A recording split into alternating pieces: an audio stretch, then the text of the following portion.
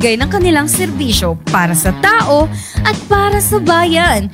Kasama ang inyong leader sa Himpapawid, Miss Buging de los Santos, tuwing araw ng Sabado sa ganap na alas 8 hanggang alas 10 ng umaga.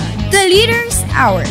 Ating pang mas kilalanin ang mga taong katuwang natin sa paglilingkod sa bayan at ating komunidad. Kaya tutok na The Leaders Hour. The Leaders Hour sa 9.5 Good Vibes Radio. Dahil dito, Good Vibes tayo! Alright, nagbabalik po tayo sa ating The Leaders Hour. Kasama pa rin po si Sir Rayron Del Rosario. So, may iniwan tayong question kanina. Sir, bilang advocate and even na bumababa ka sa grassroots, ano pag sinabi mong true leader? Ano po ba yung concept mo for, or what is your definition of a true leader? Masabi mo, yan, true leader yan.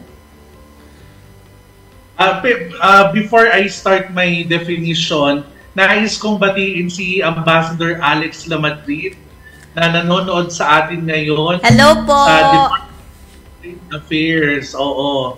Isang true leader natin. Yeah. He former ambassador of the Philippines sa Nigeria at saka sa Syria na talagang he witnessed how, impact of peace is very important. Oo. Para sa akin, ang isang true leader ay isang someone who wanted to do good things for his followers, someone who wanted to initiate change through innovation. Siya ay pinangungunahan niya ang kanyang leadership by his example.